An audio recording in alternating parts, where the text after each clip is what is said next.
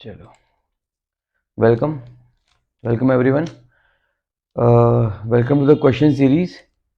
चलो, before starting पहले कुछ चीज़ों पे बात करते हैं।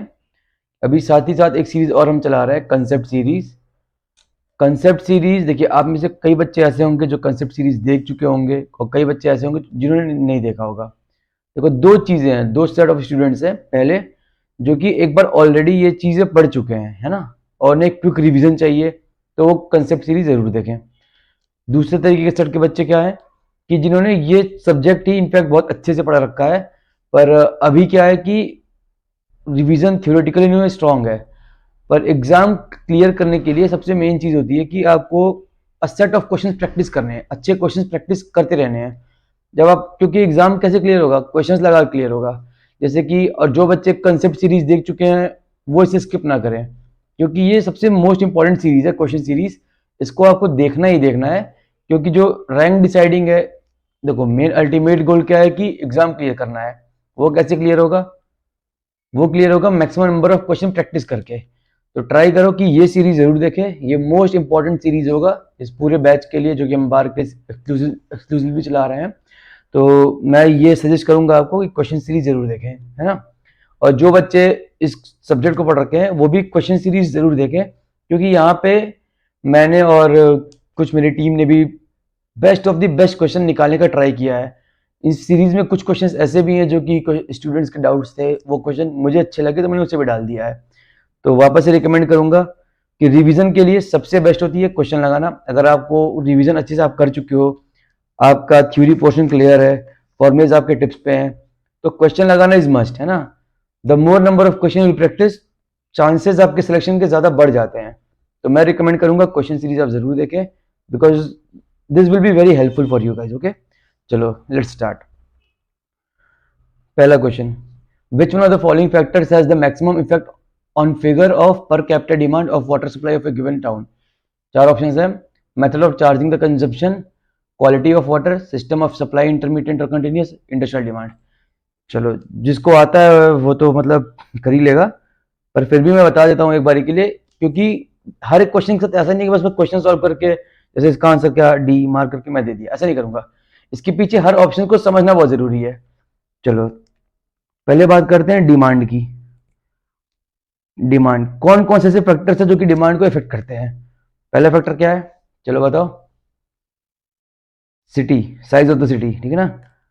साइज ऑफ सिटी ये एक फैक्टर है, सिटी का साइज जितना बड़ा होगा उस सिटी का डिमांड उतना ज्यादा होगा। दूसरा है type of sewerage system. Type of sewerage system, ये क्या होता है? दो तरीके का होता है। एक होता है कि, एक सेकेंड, हाँ, टाइप ऑफ सीवरेज सिस्टम, दो तरीके के सीवरेज सिस्टम होते हैं। हाँ, एक फुल फ्लशिंग सिस्टम होता है और एक फुल फ्लशिंग होता है, और एक पार्शियल फ्लशिंग सिस्टम होता है। तो फुल फ्लशिंग जो होता है उसमें डिमांड ज्यादा होता है। जिस तरीके का सीवरेज सिस्टम है आपका, उस तरीके का उस पर डिमांड डिपेंड करता है। सिटी का साइज बड़ा होगा, डिमांड उस पर होगा। मान लो सिटी में इंडस्ट्रीज ज्यादा होंगी, इंडस्ट्रीज, तो उस सिटी का वाटर डिमांड ज्यादा होगा। चौथा है लिविंग स्टैंडर्ड कैसा है, जेंट्री, ठीक है ना। अगर किसी का लिविंग स्टैंडर्ड बहुत ज्यादा है तो उसका पर कैपिटा डिमांड ज्यादा होगा, ठीक। तो यहां पे मैं लिख देता हूं टाइप ऑफ जेंट्री, लिख देता हूं type of gentry.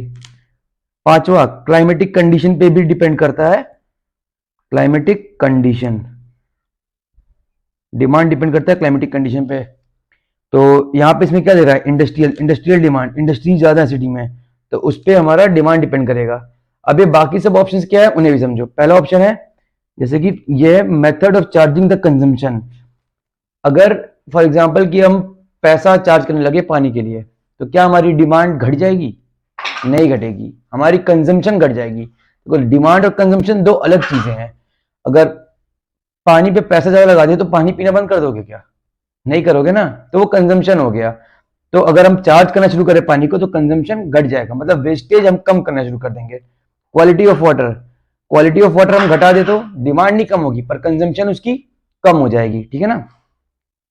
A type of supply intermediate continuous, देखो इसमें क्या होता है कि घर में पानी दो तरीके से आता होगा। कभी एक तरीका होता है कि कंटिन्यूअस आता, कहीं कहीं आता होगा कंटिन्यूसली पानी 24 घंटे अवेलेबल रहता है, और कहीं कहीं क्या होता है कि सुबह 9 से 12 आ रहा है, शाम के 2 घंटे आ रहा है, ऐसे पानी होता है। जो कंटिन्यूअस सप्लाई सिस्टम होता है वहां पे क्या होता है, वेस्टेज ज्यादा होता है, यानी कि कंजम्पशन ज्यादा होता है, वेस्टेज ज्यादा होता है। इंटरमीडिएट में क्या होता है, वेस्टेज कम होता है, पर डिमांड फुलफिल करने के लिए करते हो। जैसे मान लो तुम्हारे घर की डिमांड है 2 बाल्टी पानी, उस 2 घंटे में क्या करोगे, 2 बाल्टी पानी भर के रख लोगे, ऐसा तो है नहीं कि 1 घंटे भरोगे, नहीं भरोगे। इंटरमीडिएट में क्या हो जाता है, वेस्टेज कम हो जाता है, ठीक है ना। तो कंजम्पशन डिमांड का चीज समझ गए। डिमांड बस 5 फैक्टर पर डिपेंड करती है, क्या क्या, size of the city, type of sewerage system, industries कितने हैं एक सिटी में, टाइप ऑफ जेंडर या लिविंग स्टैंडर्ड, और क्लाइमेटिक कंडीशन। अब बाकी सारे फैक्टर्स किसके हैं, कंजम्पशन के हैं। चलो आगे बढ़ते हैं, next question. For water supply to a medium town what is the daily variation factor. चलो डेली वेरिएशन फैक्टर, अब मैंने तुम्हें बताया था कि फ्लक्चुएशंस याद करो, गुडरिच फॉर्मूला, आर्ली वेरिएशन बताया था, आर्ली फ्लक्चुएशन कितना होता था बताओ, आर्ली फ्लक्चुएशंस याद है नहीं है, वेरी गुड, 2.7 होता था। तो कहोगे सर 2.7 तो कई ऑप्शन में है ही नहीं। ऑप्शन में क्यों नहीं है, क्योंकि वो क्योंकि रिवीजन कोर्स था, फुल कंटेंट सिलेबस नहीं था। पर इस क्वेश्चन को मैंने इसलिए डाला है ताकि उस चीज को बता सकूं मैं तुम्हें। जो अब ये चीज होती है ना, अर्ली फ्लक्चुएशन जो होती है, वो एक और चीज पे डिपेंड करती है, वो है पॉपुलेशन मेरा, ठीक है ना, पॉपुलेशन पे। और वेरिएशन फैक्टर की बात करते हैं हम, या पीक फैक्टर की बात करते हैं, वेरिएशन फैक्टर, पीक फैक्टर। अगर पॉपुलेशन में लेस देन 50,000 है तो पीक फैक्टर कितना होगा, पीक फैक्टर होता है मेरा 3। पॉपुलेशन अगर 50,000 से 2 लाख के बीच में है तो होता है 2.5, और 2 लाख से ज्यादा पॉपुलेशन तो होता है 2। ऐसे याद करो ना, सैंपल साइज जितना बड़ा होगा मेरा फ्लक्चुएशन उतना कम होता जाएगा। सैंपल साइज बढ़ रहा है, 50,000 से 2 लाख से ज्यादा हो गया तो 2 से कम हो गया, ठीक है ना, इस तरीके से। तो यहाँ पे आंसर क्या है, अब देखो 50,000 से कम इस सिटी को कहते हैं स्मॉल सिटी, स्मॉल सिटी या स्मॉल टाउन। ये वाला क्या है, 50,000 से 2 लाख मीडियम, 2 लाख से ज्यादा लार्ज। तो यहाँ क्या पूछा है, फॉर अ मीडियम टाउन पूछा है। मीडियम टाउन के लिए कितना हो जाएगा 2.5, तो आंसर हो गया बी 2.5। चलो next, the population of a city in year 2000 was 82,300. If the average percentage increase in population per decade is 35%, the population of the city in the year 2020 estimated geometrically increase will be nearly। चलो तो क्या पूछ रहा है, geometric increase method. मैंने बताया था, या तो क्या दिया जाएगा, यंग सिटी है, या फिर वो सीधे मेंशन कर देगा कौन सा मेथड यूज करना है। यहाँ बोला ज्योमेट्रिक इंक्रीज मेथड। एक चीज याद रखना कि 2000 का दिया हुआ है, 2020 का पूछ रहा है, तो एन क्या हो जाएगा, 20 होगा, नहीं एन होगा 2, क्योंकि क्या बोला यहाँ पे, एवरेज परसेंटेज इंक्रीजिंग पॉपुलेशन पर डेकेड, हर 10 साल पे। एन हो गया मेरा 2, रेट कितना हो गया मेरा 35%। कंपाउंड इंटरेस्ट का फॉर्मूला लगा दो, क्या होता था, P N is equal to P naught bracket पे 1 प्लस आर अपॉन में 100 की power of N. P N is equal to P naught कितना दिया हुआ है 82,300, 1 प्लस 0.35 की पावर ऑफ 2। मेक श्योर सबके पास कैलकुलेटर होना चाहिए, बिना कैलकुलेटर के कोई नहीं बैठेगा, है ना। कैलकुलेटर तैयार रखो अपने पास, और अगर अभी नहीं है तो वीडियो को पॉज करो और कैलकुलेटर लेके आओ, फिर करो। मल्टीप्लाई बाई 1.35 की पावर ऑफ 2 कितना आ रहा है, 14,991.75। राउंड ऑफ कर दोगे तो ये आंसर बन जाएगा, वहां सी आंसर हो गया इसका। चलो next question, the present population of a community is 28,000 with an average water consumption of 4200 metre cube per day, 4200 metre cube per day. The existing water treatment plant has a design capacity of 6,000 meter cube per day. It is expected that the population will increase to 44,000 during next 20 years. पहले इतने को समझते हैं, ठीक है ना, क्या बोल रहा है ये। जो अभी की पॉपुलेशन है एक टाउन की वो कितना है 28,000, और उनका एवरेज वाटर कंजम्पशन कितना है 4200 मीटर क्यूब पर डे, ठीक। अब जो हमें बताया था ट्रीटमेंट प्लांट का एक डिजाइन लाइफ होता है, उस डिजाइन लाइफ के लिए उसको डिजाइन करते हैं। तो existing water treatment plant has a design capacity दिया हुआ है कि वो इतना 6,000 मीटर क्यूब पर डे का पानी वो ट्रीट कर सकता है। तो क्या अभी रिक्वायरमेंट फुलफिल हो रही है सिटी की, बिल्कुल हो रही है। क्यों, क्योंकि रिक्वायरमेंट कितनी है 4200 मीटर क्यूब पर डे की है, और वो ट्रीट कितना कर सकता है 6,000 मीटर क्यूब पर डे कर सकता है, ठीक है। It is expected that the population will increase to 44,000। Population अभी है 28,000, और ये माना जा रहा है कि पॉपुलेशन को 44,000 44,000 अगले 20 साल में इंक्रीज हो जाएगा, ठीक है ना। The number of years from now when the plant will reach its design capacity assuming arithmetic rate of population growth will be. तो पूछ क्या रहा है कि अब से लेके कितने साल तक ये ट्रीटमेंट प्लांट हमारी सिटी की डिमांड फुलफिल कर पाएगा, और इसने मेंशन यहाँ पे कर दिया है कि अर्थमेटिक इंक्रीज मेथड यूज करना है, अर्थमेटिक रेट मेथड यूज करना है। तो जो डेटा दिया है पहले उसको लिख लेते हैं। प्रेजेंट पॉपुलेशन कितना है 28,000 और कंजम्पशन कितना है 4200 मीटर क्यूब पर डे। ठीक, पॉपुलेशन दिया हुआ है कितने साल के बाद की 20 ईयर्स के बाद की दी हुई है, जो कि कितनी हो जा रही है 44,000। ठीक, और जो ट्रीटमेंट प्लांट है उसका कैपेसिटी कितना है 6,000 मीटर क्यूब पर डे है। चलो अर्थमेटिक मीन में बोला है, फॉर्मूला बता रखा था मैंने, P N is equal to P not plus N x bar. P n कितना दिया हुआ है 44,000, पी नॉट दिया हुआ है 28,000 plus n number of years हमें पता है, वहां पता है कितना दिया हुआ है 20 दिया हुआ है, 20 इंटू एक्स बार। एक्स बार कितना आ रहा है देखो 44,000 माइनस 28,000 डिवाइड बाई 20, एक्स बार आ गया मेरा 800। ठीक है ना, यानी कि हर साल पॉपुलेशन कितना बढ़ेगा 800 करके पॉपुलेशन बढ़ जाएगा हमारा हर साल। चलो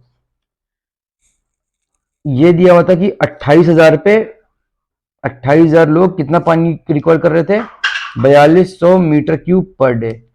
एक आदमी कितना करेगा 4200 अपॉन में 28,000 0.15 मीटर क्यूब पर डे।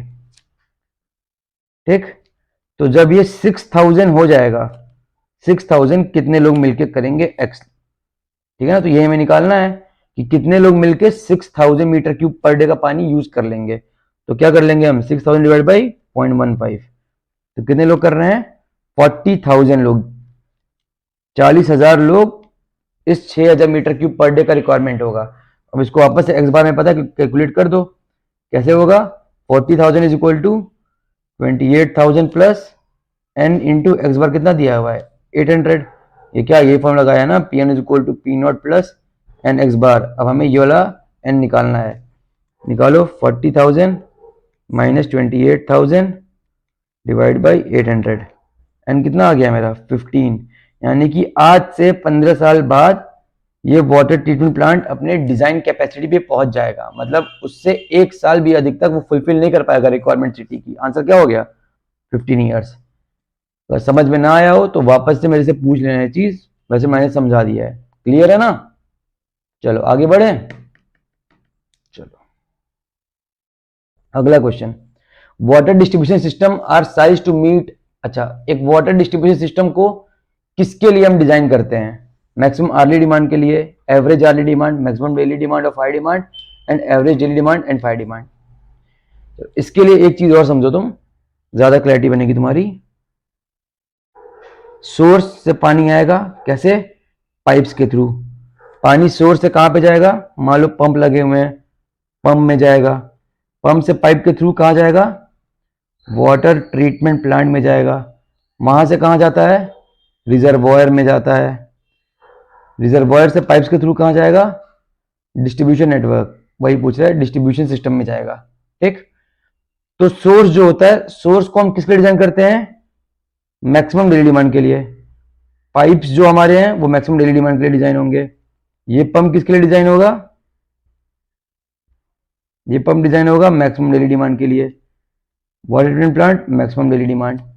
अब रिजर्वायर की बात करते हैं, रिजर्वायर किसके लिए डिजाइन होता है, रिजर्वायर वही जो देखते हो ना टंकी लगी रहती है, अरे जो कि सबको एक कॉलोनी में जो पानी देती है, वही रिजर्वायर, सर्विस रिजर्वायर मेरा। ये एक स्पेसिफिक वॉल्यूम, इसमें पानी कैसे स्टोर होगा, वॉल्यूम के हिसाब से स्टोर होता है। ये वॉल्यूम क्या क्या काउंट करता है, पहला ये बैलेंसिंग वॉल्यूम होता है। ठीक है ना, बैलेंसिंग सिस्टम होता है कि मतलब इतना पानी जाएगा इतना पानी आएगा, उसको बैलेंस करके रखता है। डिस्ट्रीब्यूशन सिस्टम में अच्छे समझाऊंगा, अभी बस समझ लो बैलेंसिंग रिजर्वायर होता है ये एक। ठीक, दूसरा जो फायर डिमांड है मेरी, फायर डिमांड वो भी, और कुछ इमरजेंसी डिमांड होता है। ये तीनों फैक्टर्स को मिला के ये पूरा वॉल्यूम इसमें रिजर्वायर में रखा जाता है। अब इस रिजर्वायर से जो पाइप में पानी जाएगा, जो डिस्ट्रीब्यूशन नेटवर्क में जाएगा, वो ये डिजाइन होता है दो चीज के लिए। किस चीज के लिए? पहला मैक्सिमम आर्ली डिमांड और दूसरा कोइंसिडेंट डिमांड। कोइंसिडेंट डिमांड क्या होता था मेरा? Maximum daily plus fire demand के लिए, ठीक है ना। और डिस्ट्रीब्यूशन नेटवर्क भी इसी के लिए होता है। तो डिस्ट्रीब्यूशन सिस्टम किसके लिए डिजाइन होगा? इन दोनों में जो मैक्सिमम होता है उसके लिए होता है। तो मैक्सिमम आर्ली डिमांड या फिर कोइंसिडेंट डिमांड से जो मैक्सिमम है। तो अब यहाँ पे क्वेश्चन में तो दोनों दे रखा है। क्या क्या दे रखा है? मैक्सिमम आर्ली डिमांड दे रखा है और एवरेज डेली डिमांड नहीं, तो होगा नहीं। मैक्सिमम आर्ली डिमांड दे रखा है और maximum daily demand and fire demand. तो इन दोनों में जो मैक्सिमम होता है उसके डिजाइन होगा। अगर एक क्वेश्चन एमएसक्यू के लिए आया, वैसे नहीं आएगा, ठीक है ना।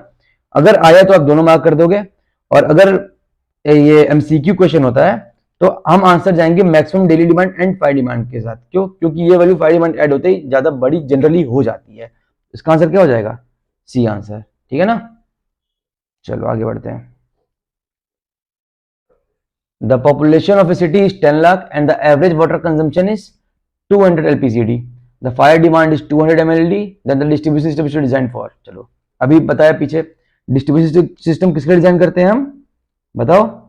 Maximum daily demand plus maximum hourly demand के लिए, इसके लिए हम डिजाइन करते हैं। तो यहाँ पे क्या दिया रखा है? एवरेज डिमांड दे रखा है। एवरेज डेली डिमांड कितना है? 200 litre per capita per day. देखो पर कैपिटा बोला है, पॉपुलेशन कितनी है? 10 लाख की है, तो क्या हो जाएगा? 200 मल्टीप्लाई बाई 10 इंटू 10 की power of 5 litre per day, ठीक। इसको एमएलडी में कर दो, कितना हो जाएगा? 200 एमएलडी। ये क्या हो गया? 200 एमएलडी। 200 एमएलडी हो गया मेरा क्यू एवरेज। हमें क्या निकालना है? Maximum daily demand. तो क्यू मैक्सिमम डेली डिमांड कितना हो जाएगा? 1.8 fluctuations multiply by Q average. 1.8 into 200 कितना हो गया? 360 एमएलडी हो गया।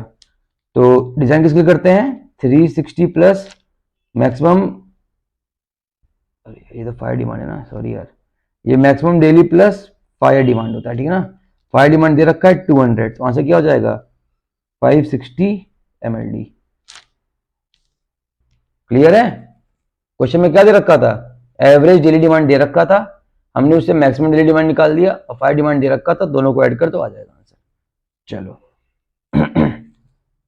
Next question. तो अभी तक हमने जो भी क्वेश्चन देखे वो कहां से देखे थे? फर्स्ट चैप्टर से, water demand and population forecasting. अब आते हैं सेकंड चैप्टर में। आपसे कहा था मैंने सेकंड चैप्टर न्यूमेरिकली बहुत स्ट्रांग करना है आपको, क्योंकि जनरली से न्यूमेरिकल्स बहुत पूछे जाते हैं, ठीक है। दिया क्या है?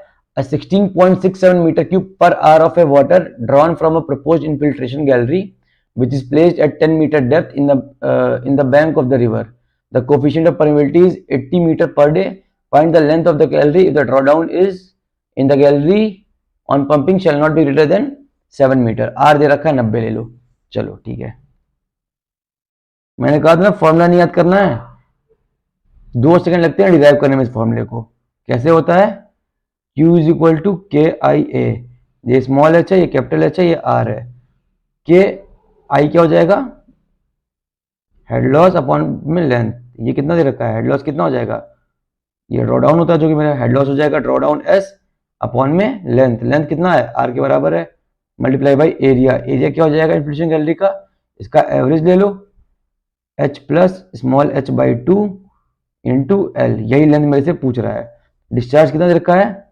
16.67 मीटर क्यूब पर आवर, और परमिटिव दे रखा है 80 मीटर पर डे। या तो उसको डे में कर लो या तो उसको आर में, 80 मीटर पर आवर में कर लो। तो अपॉन में 24 कर देंगे तो मीटर पर आवर हो गया। मल्टीप्लाई बाई ड्रॉडाउन कितना दिया है? ड्रॉडाउन बोला है कि 7 मीटर से ज्यादा नहीं होना चाहिए, तो 7। रेडियस इन्फ्लुएंस दे रखा है 90, multiply by H plus H. ये एच कितना है? 10 यहाँ पे दे रखा है क्वेश्चन में, और ये 10 है, ये 7 दे रखा है ड्रॉडाउन, तो स्मॉल एच कितना हो जाएगा? 3। तो 10 प्लस 3 कितना हो गया? 13 अपॉन में 2 इंटू एल। इसको कैलकुलेट कर लो, लेंथ मिल जाएगा हमें इन्फिल्ट्रेशन वेल का। 16.67 मल्टीप्लाई बाई 24 अपॉन में 80 मल्टीप्लाई बाई 90 अपॉन में 7 मल्टीप्लाई बाई 2 अपॉन में 13। एल कितना आ रहा है तुम्हारा? 19.889 मीटर, सॉरी यार 9.89 मीटर है। एग्जैक्ट आंसर आ रहा है ना, क्योंकि देखो वैल्यूज बहुत क्लोज क्लोज दे रखी हैं, इसलिए एग्जैक्ट निकालना। 9.89 मीटर ये आ रहा है आंसर, ठीक है, समझ में आ गया।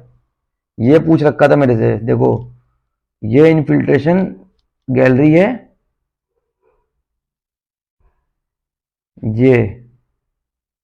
ये लेंथ एल पूछ रखी थी मेरे से, समझ गया ना। तो मैंने Q इक्वल टू के आई ए करके निकाल दिया। अगर ये चीज डिफिकल्ट लग रहा है तो सीधे फॉर्मूला याद कर लो यार, उसमें कोई दिक्कत नहीं है। फॉर्मूला क्या होता है, Q equal to L into K multiply by, चलो के इंटू एल, के क्या है परमिटिविटी, एल क्या है लेंथ है इसका, capital H square minus small H square upon में 2r। फॉर्मूला याद कर लो, वो डिफिकल्ट लग रहा है तो, मतलब ये तरीका इजी है, उसमें ज्यादा याद नहीं करना है, बस Q इक्वल टू के आई ए करके निकाल देना है, ठीक है ना। चलो next question, the yield of a well varied from 10 meter cube per day to 20 meter cube per day when the aquifer area changed to 50 meter square to 75 meter square। ये असर्शन दिया हुआ है, बोल क्या रहा है कि yield यानी कि डिस्चार्ज तुम्हारा 10 मीटर क्यूब पर डे से 20 हो जाएगा, डबल हो जाएगा अगर हम एरिया चेंज कर देंगे 50 टू 75 कर देंगे। क्या ये बात सही है, सोचो तुम। Q क्या है मेरा, Q1 दिया हुआ है 10, Q होता क्या है मेरा के आई ए, ठीक है ना। तो Q is directly proportional to area, Q2 दिया हुआ है 20, तो एरिया क्या हो जाएगा, एरिया तो इस केस में अगर इसका एरिया 50 दिया हुआ है, A1 50 दिया हुआ है, तो A2 मेरा कितना चाहिए था 100 चाहिए था, यहाँ क्या बोल रहा है 75, तो ये फॉल्स हो गया। तो A is false, R is true, क्योंकि एक ही ऑप्शन होता है इसमें फॉल्स होता है, ठीक है ना, ये हो गया। और दूसरा क्या बोल रहा है, yield is found to be directly proportional to the area of the aquifer opening into the well, true है ये तो, ऑप्शन हो गया डी, ठीक है ना। चलो अगला question, consider the following statement, infiltration galleries are placed along the river of bed at a depth of 4 to 6 metre. याद रखना ये डेटा भी, 4 to 6 metre infiltration galleries river के बैंक के किनारे में ही बनाई जाती हैं। डेप्थ कितना होता है 4 to 6 मीटर जनरल डेप्थ होता है, तो स्टेटमेंट क्या है, ट्रू है। The drawdown of the infiltration galleries is more than that of the radial well. अच्छा ये भी ट्रू है, देखो ड्रॉडाउन रेडियल वेल का ज्यादा होता है या फिर इनफिल्ट्रेशन गैलरी का ज्यादा होता है, ये चीज समझो। इनफिल्ट्रेशन गैलरी में ड्रॉडाउन ज्यादा हो जाता है, क्यों, क्योंकि जो रेडियल वेल है, ये मेरा वेल है, ठीक है ना, ये रेडियल वेल है और ये गैलरी है, ठीक। ये मेरा इनिशियल वाटर टेबल का लेवल था और यहां पे आके वाटर टेबल में चला गया, ये ड्रॉडाउन एस है, चारों ओर पानी से घिरा हुआ है। जैसे ही हम पानी एक्सट्रैक्ट करते हैं तो ड्रॉडाउन कुछ होता है, ठीक है ना। और जबकि यहाँ पे क्या होता है इनफिल्ट्रेशन गैलरी में, कि पानी बस उसके सर्कमफ्रेंस में एक बहुत लंबा लेंथ होता है, मतलब लेंथ अब यहाँ लेंथ दिखा था ना 10 मीटर 15 मीटर 20 मीटर तक का लेंथ होता है इसका, उस पूरे 20 मीटर से पानी को एक्सकैवेट कर रहे हैं, एक्सट्रैक्ट कर रहे हैं मतलब। तो ड्रॉडाउन क्या होता है, हमेशा ज्यादा होता है, ये भी याद रखना। Drawdown for the infiltration gallery is more than that of the radial well, ठीक है ना। आगे, clogging of the pipe pores in infiltration gallery is less than radial well, ठीक है। अब इनफिल्ट्रेशन गैलरी में क्या होता है कि ऐसे कर करके बहुत ढेर सारे हमें क्या स्पेस दिए होते हैं, बड़े बड़े स्पेस, मौके मतलब क्या कहते हैं उसे, स्पेस बनाया गया होगा, वहां से पानी हम एक्सट्रैक्ट करते रहेंगे। और क्लॉगिंग जो होता है इनफिल्ट्रेशन वेल होता है, जैसे कि अगर तुम मान लो ट्यूबवेल मान लो, तो उसमें स्ट्रेनर्स होते हैं ना, तो वो क्लॉग हो गया तो खत्म। तो यानी कि क्लॉगिंग ज्यादा किस में होती है, वेल में होती है या फिर गैलरी में होती है, वेल में ज्यादा होती है। Clogging of pipe pores in infiltration gallery is less than that of the radial well, true, ये भी ट्रू है, ये भी ट्रू है। अब last, the cost of extracting unit volume of water is more in case of infiltration galleries as compared to radial falls। Radial well में cost of extraction ज्यादा होता है, इनफिल्ट्रेशन गैलरीज में कम होता है, ठीक है ना। तो ऑप्शन क्या सही बना हमारा 1 2 और 3, तो बी ऑप्शन सही है हमारा, ठीक है ना। तो ये सब कुछ डेटा है, थ्योरेटिकल डेटा, इसे याद रखना। एक बार देखो लॉजिक बढ़ा लोगे तो सही है, अगर नहीं बढ़ा लोगे एक बार दिमाग में पड़ा रहेगा ये सब चीज तो निकल जाता है, ठीक है ना। चलो next question, an unconfined aquifer of porosity 35%, permeability दे रखी है 40 मीटर पर day and specific yield of 0.15 has an area of 100 kilometre square. चलो क्या क्या दे रखा है, पोरोसिटी दे रखा है 35%, परमेबिलिटी हमें पता है k की वैल्यू, स्पेसिफिक yield दे रखी है 0.15 और एरिया दे रखा है, ठीक है। If the water table falls uniformly throughout the aquifer area by 0.2 metre. अच्छा, volume of water lost from the storage is, देखो स्पेसिफिक यील्ड और रिटेंशन वाला क्वेश्चन ये आ गया। ये क्या दे रखा है मुझे कि पहले वाटर टेबल यहां पे था, फिर वाटर टेबल क्या हुआ मेरा, फॉल कर गया, कितने से, 0.2 मीटर से फॉल कर गया। स्पेसिफिक यील्ड दे रखी है मुझे 0.15, स्पेसिफिक रिटेंशन नहीं पता, पोरोसिटी दे रखी है 0.35, ठीक है ना। पूछ क्या रहा है पहले ये पढ़ते हैं। Volume of water lost from the storage is, अच्छा कितना वॉल्यूम ऑफ वाटर स्टोरेज से चला गया, यानी कि ये चेंज पूछ रहा है, इसकी बात कर रहा है ये कि पहले इतना था अब इतना बचा तो कितना गया, ये वाला क्वेश्चन पूछ रहा है ये। तो इसमें क्या हो जाएगा, ये दे रखा है मुझे 0.2, ठीक है ना। अब देखो वॉल्यूम पूछ रहा है मेरे से, तो 0.2 मल्टीप्लाई बाई इतने बार, इतने ही एरिया से हमने डिस्चार्ज क्यू को निकाल लिया, तो वो ये पूछ रहा है कि कितना डिस्चार्ज हमने निकाल लिया, कितना एरिया ऑफ डिस्चार्ज निकाल लिया, वॉल्यूम में पूछ रहा है, ठीक है ना। तो 0.2 ये इसका डेप्थ मल्टीप्लाई बाई एरिया दे रखा होगा, एरिया कितना दे रखा है, 100 किलोमीटर स्क्वायर का एरिया दे रखा है, ठीक। मल्टीप्लाई बाई, अब देखो यहाँ पे ये बोल रहा है ना कि स्पेसिफिक यील्ड दे रखा है कि 0.15 है, यानी कि स्पेसिफिक यील्ड डिस्चार्ज हमने कितना निकाला है, स्पेसिफिक यील्ड 0.15। इसका मतलब ये हुआ अगर मान लो सॉइल है, ठीक है ना, तो सॉइल में पूरा वो 0.2 मीटर तक तो पूरा पानी तो होगा नहीं, वहां पे कुछ सॉलिड्स भी होंगे और कुछ वाटर होंगे, वाटर का परसेंटेज कितना है 0.15, ऐसा वो कहना चाह रहा है, ठीक है ना। तो 0.15 क्या है, वाटर का परसेंटेज है इस एरिया में। तो 0.2 में कितना हो जाएगा, 0.2 इंटू 0.15, इतना वाटर है इतने एरिया में। तो वॉल्यूम जो लॉस्ट हुआ वो कितना हो गया, 0.2 into 0.15 multiply by 100 kilometre square, ये हो गया 3, ठीक। आंसर हो गया आपका बी, समझ में आ गया, 3.0, ठीक है ना। वापस से बताऊं, चलो वापस से देख लो एक बार। स्पेसिफिक यील्ड और रिटेंशन, स्पेसिफिक यील्ड का मतलब क्या हुआ कितना पानी एक गिवन वॉल्यूम में से जो हमने निकाल लिया वो यील्ड है, और जो रह गया वो रिटेन, स्पेसिफिक रिटेंशन है, ठीक है ना। अब ये वैल्यू 0.15 का मतलब क्या है यहाँ पे, मतलब कि अगर मान लो 0.2 मीटर का डेप्थ तक का सॉइल था, तो क्या 0.2 मीटर डेप्थ का वाटर भी होगा, नहीं, उसमें सॉलिड्स भी होंगे वाटर भी होगा। वाटर कितना है 0.15%, सॉरी 15% ऑफ 0.2, यानी कि 0.15 इंटू 2 इतना वाटर है।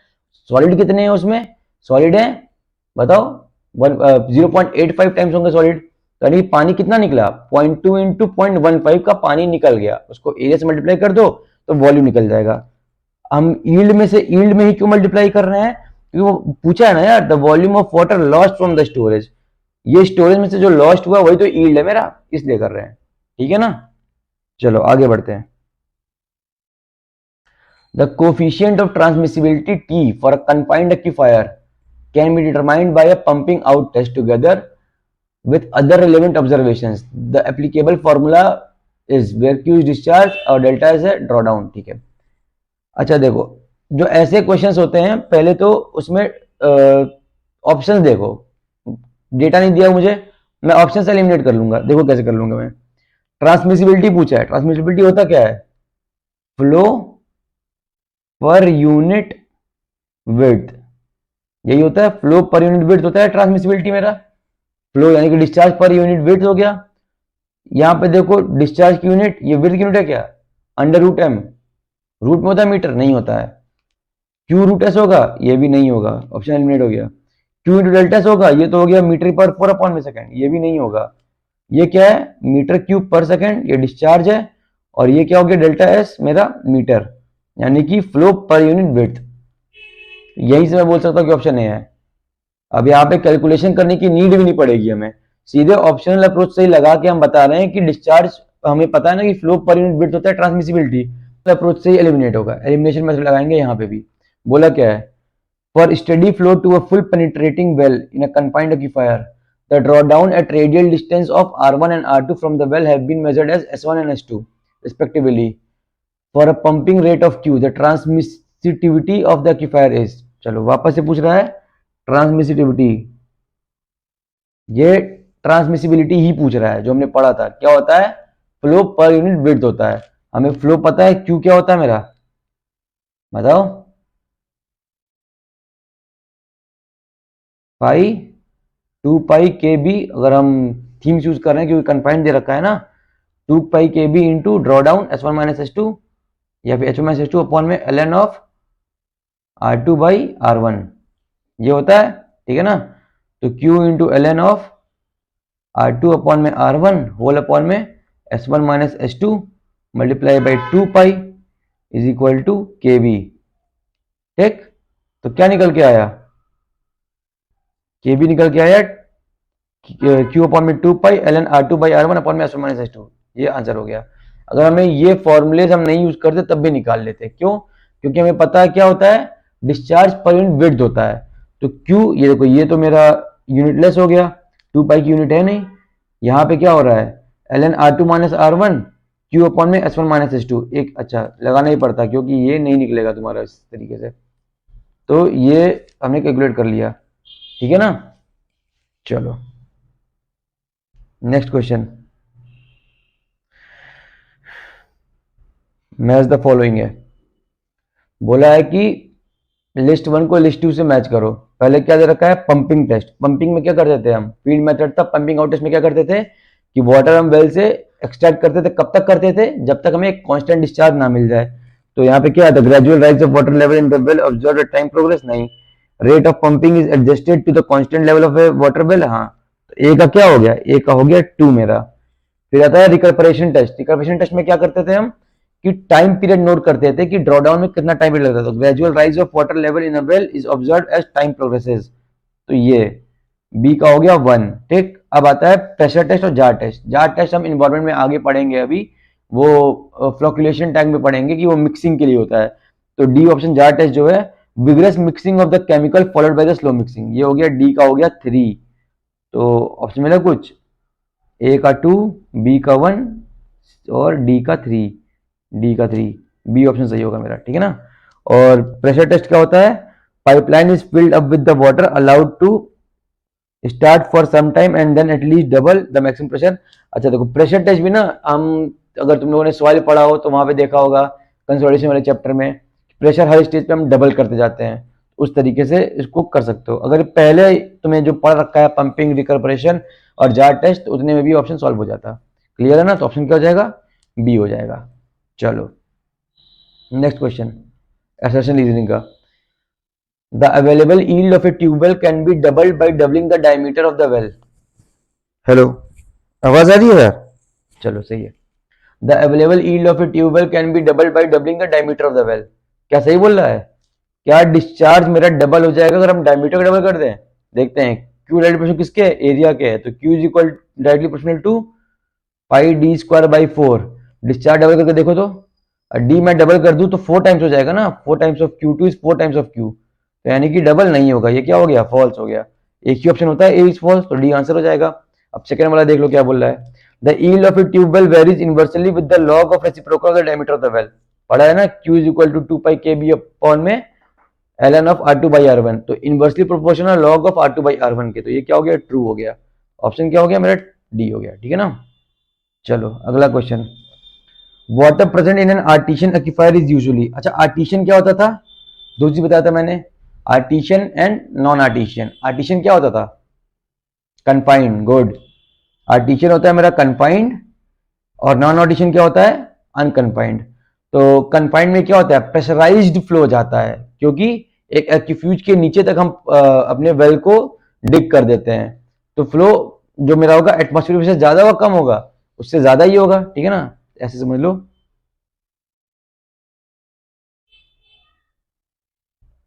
ये है ना, यहां तक हम डिग कर देते हैं, ये मेरा सरफेस था, वाटर टेबल यहाँ पे है, ठीक है ना। तो इसके अंदर डिग करते हैं, तो जो यहाँ पे तो जो वाटर होते हैं मेरा वाटर टेबल पे, उस पे तो एटमॉस्फेरिक प्रेशर ही होता है, पर जो यहाँ पे जाता है, ठीक है ना, ये प्रेशराइज फ्लो हो रहा होता है। तो पीजोमीटर जब तुम लगाओगे, यहाँ पे पीजोमीटर लगाओगे, तो वो पानी जो नॉर्मल एटमॉस्फेरिक प्रेशर है उससे ज्यादा होगा, तो अबव एटमॉस्फेरिक प्रेशर होता है, ठीक है ना। Water present in the confined aquifer is usually above atmospheric pressure, याद रखना। The yield of a well depends upon, yield discharge की बात कर रहा है, डिस्चार्ज वगैरह किस पे डिपेंड करता है, पहले फॉर्मूला लिख लो, मान लो थीम से लिखते हैं, two pi K B H one minus H two upon में L N of R2/R1। Permeability depend करता है, करता है। Area of the aquifer opening into the well, area of the aquifer area पे करता है क्या? Q इज इक्वल टू के आई एस, देख लो एरिया पे भी करता है, सही है। एक्चुअल फ्लो ऑफ वेलोसिटी पे करता है क्या? एक्चुअल फ्लो ऑफ वेलोसिटी पे बताओ, एवरेज फ्लो वेलोसिटी करता है कि एक्चुअल पे करता है? सोचो। जब हम लिखते हैं Q इज इक्वल टू के आई ए, और के आई मेरा क्या होता है? V एक्चुअल होता है। पर एरिया क्योंकि हम घटा देते हैं तो क्या करते हैं हम, एरिया क्योंकि हम पूरा एरिया ले लेते हैं ना, हमें लेना क्या चाहिए था? बस जो वॉइड्स है उसका ही लेना चाहिए था, नहीं लेना चाहिए था। तो एरिया पे भी हमारा डिपेंड करता है, ठीक है ना। चलो, एक्चुअल फ्लो पे डिपेंड नहीं करता है। और चौथा ऑप्शन दिया ऑल ऑफ द अबव। इस केस में क्या करोगे? अगर यहाँ पे एक्चुअल फ्लो ना देके एवरेज फ्लो दिया होता तो फिर हम डी ऑप्शन के साथ जाते हैं, ऑल ऑफ द अबव पे। पर इस केस में देखो, एरिया पे ईल्ड ऑफ ए वेल एक स्पेसिफिकली पूछ दिया वेल का, वेल के ईल्ड के लिए हमने दो चीज पढ़ा है, क्या चीज? Q is equal to 2πkb H1 minus H2 upon में ln ऑफ R2/R1, ये वाला सबसे जनरलाइज्ड ईल्ड इसी से निकलेगा। और दूसरा तरीका हमने यही पढ़ा है कि Q is equal to CAS में भी पढ़ा था, और Q is equal to KIA में भी एरिया पे डिपेंड करता है। पर यहाँ पे यार बोला क्या है, मेंशन नहीं किया हुआ है कि वो किस एरिया की बात कर रहा है, समझ रहे हो ना। अगर यहाँ पे ये लिख देता कि अच्छा अच्छा रुको रुको रुको, चलो ठीक है, अब एक्सप्लेन करता हूं तुम्हें। यहां पे लिखा है कि area of the aquifer opening into the well, हम एवरेज एरिया लेते हैं, ठीक है ना। और तीसरा लिखा है एक्चुअल फ्लो वेलोसिटी, ठीक है ना। तो एक्चुअल फ्लो वेलोसिटी नहीं करता है, क्योंकि जो एरिया हम लेते हैं वो कौन सा एरिया लेते हैं? बताओ बताओ बताओ, एवरेज एरिया लेते हैं। पर जब एवरेज एरिया लेते हैं तो यहाँ पे वेलोसिटी हम क्या लेते हैं? एवरेज लेते हैं। पर अगर हम इसको ऐसे लिखे, के आई को एक्चुअल एक्चुअल वेलोसिटी दें और एरिया को भी एक्चुअल बोल दें, तो क्या सही होगा? बिल्कुल सही होगा। यहाँ पे देखो, वी एवरेज जो होता है एक्चुअल वाला बड़ा होता है और ए एक्चुअल छोटा होता है, तो वो कंपेंसेट हो जाता है। तो अगर क्वेश्चन में मुझे एक्चुअल फ्लो के साथ साथ एक्चुअल एरिया दे दिया है तो हाँ, तीन ऑप्शन सही होंगे। करेक्ट आंसर क्या है? डी है, ऑल ऑफ दी अबव। समझ में आया क्या बोला मैंने? वापस से बताऊं? चलो इस चीज को समझ लो एक बार, है ना। पहला पार्ट तो क्लियर है तुम्हारा कि 2πkb वाले से फॉर्मूला, या फिर Q इज इक्वल टू एक जनरल फॉर्मूला, जनरलाइज वाले फॉर्मूले से चलते हैं बस, है ना। Q इज इक्वल टू के आई ए, परमेबिलिटी डिपेंड करता है? जी हाँ करता है सर।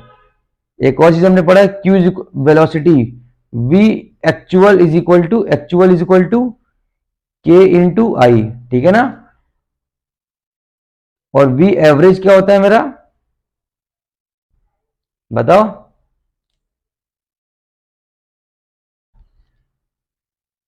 V एक्चुअल होता है मेरा V एवरेज अपॉन में पोरोसिटी, तो V एवरेज हो गया ना, एक्चुअल इंटू पोरोसिटी। और जो हम Q इज इक्वल टू के आई ए लेते हैं, ये चीज हम एवरेज लेते हैं, ठीक है ना। V एवरेज लेंगे तो एरिया क्या लेंगे हम? एवरेज लेंगे।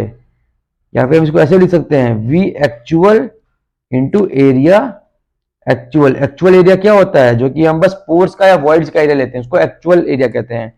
और एक्चुअल वेलोसिटी क्या होता है मेरा? जो कि एवरेज वेलोसिटी अपॉन पोरोसिटी ले लेते हैं, क्योंकि जो वेलोसिटी पोर्स से मूव कर रहे हैं उसको हम बोलते हैं एक्चुअल वेलोसिटी। तो यहाँ पे एक्चुअल एरिया पे होगा, एक्चुअल वेलोसिटी तीनों। तो ऑप्शन डी ज्यादा सही है, ठीक है ना। तो डी मार्क करके आएंगे। चलो आगे बढ़ते हैं। अगला मैच द फॉलोइंग है, ठीक है ना। स्पेसिफिक ईल्ड, ऑप्शन ए दे रखा है स्पेसिफिक ईल्ड। अच्छा, स्पेसिफिक ईल्ड ये मैंने बताया था तुम्हें कंसेप्ट सीरीज में कि स्पेसिफिक ईल्ड क्या होता है, स्पेसिफिक कैपेसिटी क्या होता है, ये सब क्या होता है। चलो, स्पेसिफिक कैपेसिटी क्या होता है मेरा? स्पेसिफिक कैपेसिटी मतलब जो हमने ईल्ड निकाला पर यूनिट ड्रॉ डाउन, उसको बोलते हैं हम स्पेसिफिक कैपेसिटी। तो ऐसा कुछ दे रखा है, yield per unit draw down, देखो well yield per unit draw down, fourth option. Fourth का क्या हो गया मेरा? बी हो गया, ठीक है। अब स्पेसिफिक ईल्ड क्या होता है? स्पेसिफिक कैपेसिटी क्या हो गया मेरा? Well yield per unit draw down. Specific yield rotation में पढ़ा था ना, जो पानी हम ईल्ड कर पाए उसको क्या बोलते हैं? वॉल्यूम ऑफ वाटर ईल्डेड, उसको क्या कहते हैं? स्पेसिफिक ईल्ड कहते हैं। Volume of water drained by gravity per unit volume of aquifer, volume of water retained, ये volume of water retained per unit volume of aquifer क्या हो जाएगा? स्पेसिफिक रिटेंशन हो जाएगा। तो सी का 1 और बी का 4 कहीं आ रहा है? बी का 4 सी का 1, एक ऑप्शन है। चलो ए वाला, volume of water drain by the gravity per unit volume of the aquifer, ये पढ़ते हैं ना हम। Specific yield is equal to volume of water yielded या फिर volume of water drained by the gravity, जो कि हम निकाल लिए पानी को इजिली, वॉल्यूम यील्डेड अपॉन में टोटल वॉल्यूम। स्पेसिफिक डेफिनेशन क्या बोलते थे, वॉल्यूम रिटेन्ड अपॉन में टोटल वॉल्यूम। और स्पेसिफिक कैपेसिटी तो बता ही दिया तुम्हें, दिया हुआ क्वेश्चन में निकलवाएगा तुमसे स्पेसिफिक कैपेसिटी, तो क्या होता है डिस्चार्ज पर यूनिट ड्रॉ डाउन एस, ठीक है ना। तो आंसर क्या आ रहा है हमारा, ये हमारा आंसर है, ठीक। चलो आगे बढ़ते हैं। अच्छा, अब यहाँ पे 3-4 कुछ ऐसे क्वेश्चंस मैंने डाले हैं जो कि स्टूडेंट्स की पूछे हुए क्वेश्चन है, काफी अच्छे क्वेश्चंस है ना। इन क्वेश्चंस को एक बार देखेंगे हम। चलो, न्यूमेरिकल क्वेश्चंस हैं, एक आध क्वेश्चन ऐसा आपसे पूछा जा सकता है, पर इन क्वेश्चंस को देख के कंसेप्ट बहुत ज्यादा क्लियर हो जाएगा, ठीक। इन क्वेश्चंस को देखते हैं। During a recuperation test the water in an open well was depressed by pumping up to 2.1 metre, ठीक है, and is recuperated 1.6 metre in 90 minutes. Find the diameter of the well to yield 10 litre per second under depression height of 2 metre. ये question कह रहा है। पहले क्या कह रहा है कि देखो, समझना है ना,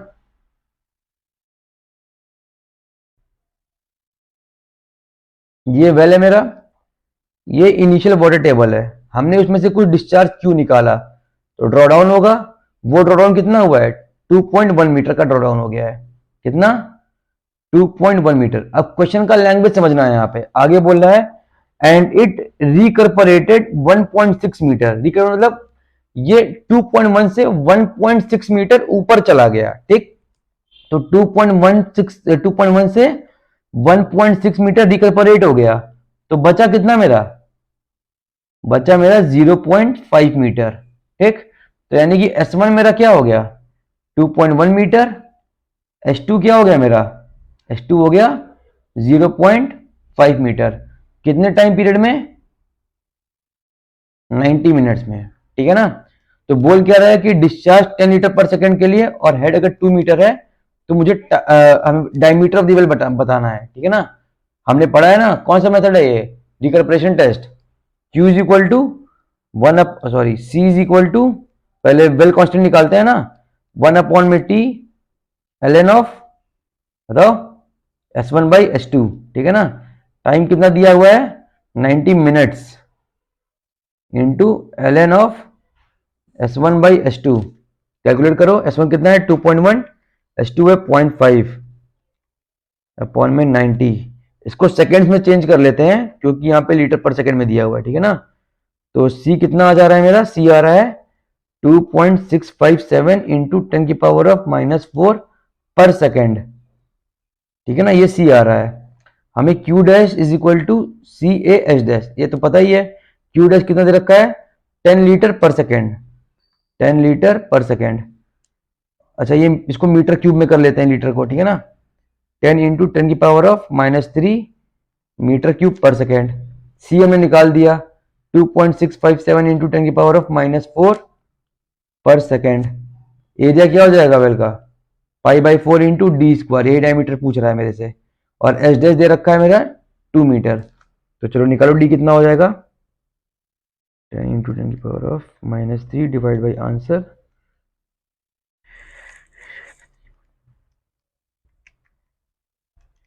ये आ रहा है डी मेरा आ रहा है 4.89 मीटर, ठीक है ना। तो जो वेल का डायमीटर होगा वो कितना होगा 4.89 मीटर। याद रखना, इंपॉर्टेंट क्वेश्चन है, अच्छा क्वेश्चन है क्योंकि, ठीक है ना। एक बार इन सब क्वेश्चन को गो थ्रू कर लेना। 4.89 मीटर, वीडियो पॉज करके नोट कर लो, ठीक है ना। चलो आगे बढ़ते हैं। अगला question, ground water flows through an aquifer with a cross sectional area of 1 into 10 power of 4 metre square, area दे रखा है, and a length of 1500 metre. Hydraulic header 300 metre and 250 metre at the ground water entry and exit, ठीक है। Ground water discharge into a stream at the rate of 750 metre cube per day, discharge दे रखा है। Then the hydraulic conductivity के पूछ रहा है। देखो ऐसा क्वेश्चन अभी हमने किया भी है ना। हमें क्या क्या दे रखा है, अब डिस्चार्ज दे रखा है Q, क्या लगेगा Q is equal to KIA। Discharge कितना दे रखा है 750 मीटर क्यूब पर डे, हमसे K की वैल्यू पूछ रहा है वो। आई दे रखा है, देखो दो डिफरेंस दे रखा है ना, एक 250 मीटर एक 300 मीटर। तो हेड लॉस कितने का हुआ? 50 मीटर का हुआ। कितने लेंथ पे? 1500 मीटर पे हुआ। 1500 मल्टीप्लाई बाई एरिया, एरिया दे रखा है 10⁴ मीटर स्क्वायर। तो डिस्चार्ज नहीं निकल, परमिटिविटी नहीं निकल जाएगा। 750 इंटू 1500, 50 डिवाइड बाई 10⁴ मीटर पर डे पूछ रहा है। आंसर इसको कैलकुलेट करोगे कि कितना आ जाएगा? 2.25 मीटर पर डे। ऐसे क्वेश्चन पूछते हैं यार, बार्क वगैरह में ना ऐसे क्वेश्चन आते हैं। तो ये सारे क्वेश्चन तो नहीं गलत होने चाहिए, और जो अच्छे क्वेश्चन है उससे भी मैंने ऊपर बता ही रखा है। चलो नेक्स्ट क्वेश्चन देखते हैं। In an aquifer extending over 150 hectares, the water table was 20 meters below the ground level. ठीक, over a period of time the water table dropped to 23 meters below the ground level. ठीक है, if the porosity of the aquifer is 0.40 and specific retention is 0.15, what is the change in groundwater storage of the aquifer? चलो क्या पूछ रहा है समझो। ये एक एक्विफायर है, ये ग्राउंड लेवल है। पहले पानी का लेवल कितना था?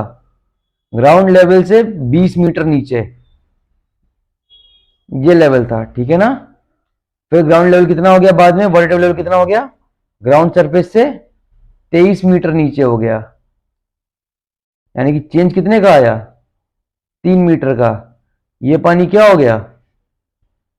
ये पानी मेरा निकल गया। ठीक, तो हमसे यहां पे क्या पूछ रहा है? What is the change in ground water storage. ठीक है ना, हमें क्या पता है? Specific yield plus specific retention is equal to porosity. तो ये वाला पानी ईल्ड हो गया, तो हमें ईल्ड से निकालना है। तो स्पेसिफिक ईल्ड दे रखा है? नहीं दे रखा है। रिटेंशन दे रखा है? पोरोसिटी दे रखा है। तो specific yield is equal to porosity कितना दे रखा है? पोरोसिटी दिया 0.40, 0.40 माइनस स्पेसिफिक रिटेंशन कितना आ गया?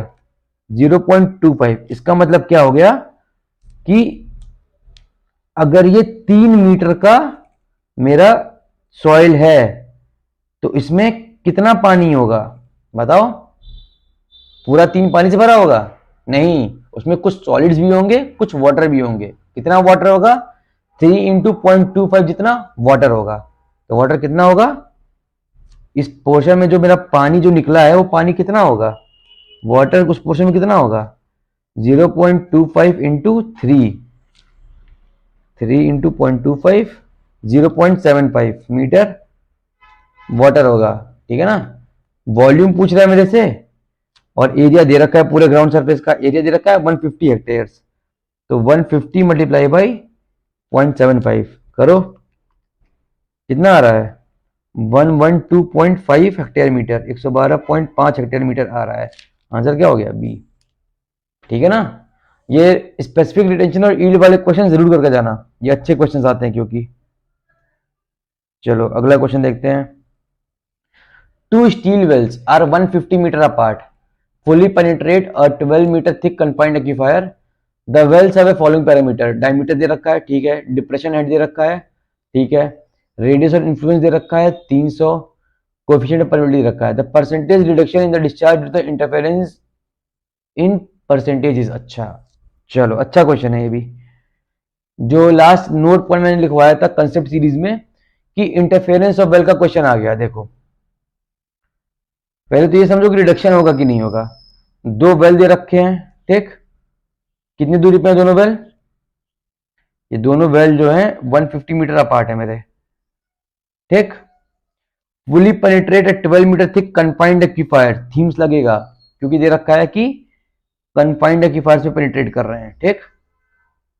ये इनिशियल वाटर टेबल था, ये दूसरा वाटर टेबल है। रेडियस इन्फ्लुएंस दे रखा है 300 और ये दे रखा था 150 मीटर अपार्ट थे, यानी कि ये चीज क्या करेगा? इंटरफेयर करेगा, ठीक है ना।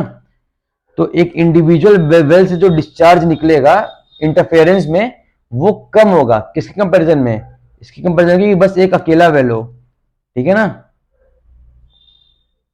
क्योंकि ये तो इंटरफेयर कर नहीं रहा है, तो इसका डिस्चार्ज होगा इस वाले से, इस वाले, ये जो इसको बोलता हूं मैं Q1 बोल देता हूं, उसको बोलता हूं Q2।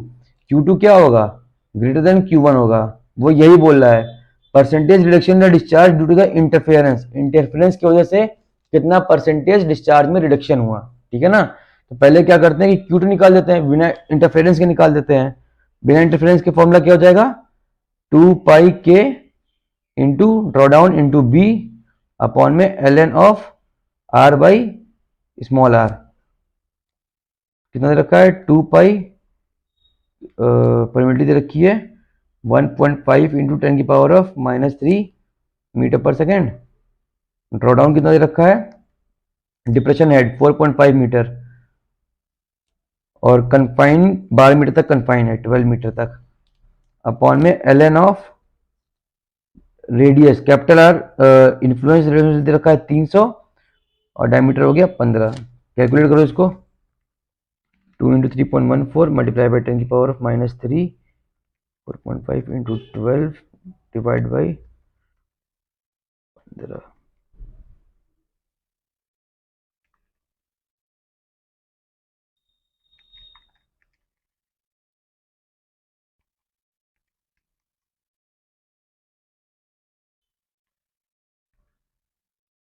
कितना आ रहा है? ये आ रहा है 0.1698।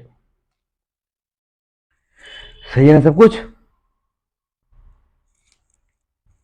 2 पाई के दे रखा है 1.5 इंटू 10 की power of -3 multiply by 4.5 into 12 upon में। चलो ठीक है, अब इंटरफेरेंस के बाद वाला निकालते हैं एक बार।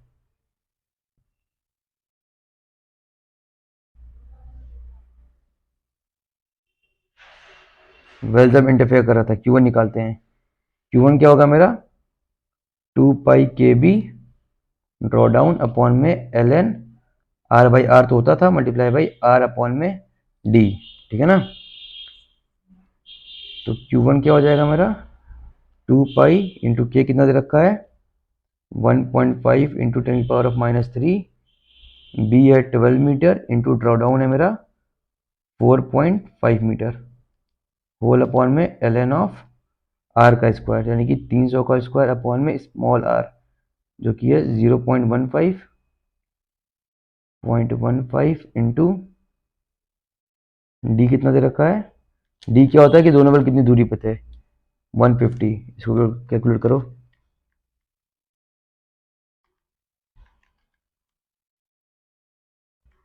आंसर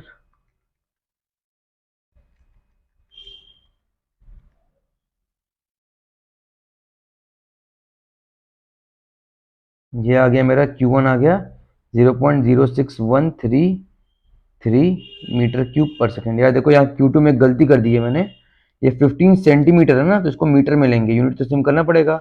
ये 0.15 है ना, इसको वापस से करो। 2 into 3.14 multiply by power of -3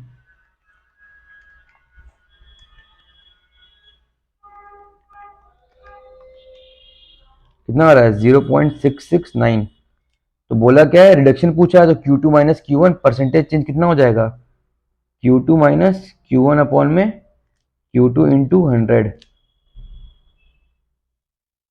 ये 0.0669 है ना, 0.0669 माइनस 0.06133 डिवाइड बाई 0.0669 इंटू 100 करो, आएगा 8.36 आ रहा है। तो आंसर क्या हो जाएगा? इसका आंसर हो जाएगा ए 8.37 आ रहा है, 8.361 आ रहा है। ठीक है ना, पाई की वैल्यू 3.14 ले रखी थी मैंने। तो ये क्वेश्चन समझ में आया ना? ये थोड़ा लेंदी क्वेश्चन है, पर इसे भी प्रैक्टिस में एक बार रखना है। हालांकि ऐसा क्वेश्चन आता नहीं है, या फिर कंसेप्ट क्लियर करने के लिए मैंने डाल दिया था कि पहले क्या करा मैंने कि जो इंटरफेरेंस वाली वेल थे उसका डिस्चार्ज निकाल लिया, उसमें एक एक्स्ट्रा फैक्टर ऐड हो जाता है। क्या हो जाता है? आर बाई डी का यहाँ पे। ठीक है ना, उस फैक्टर हो जाता है।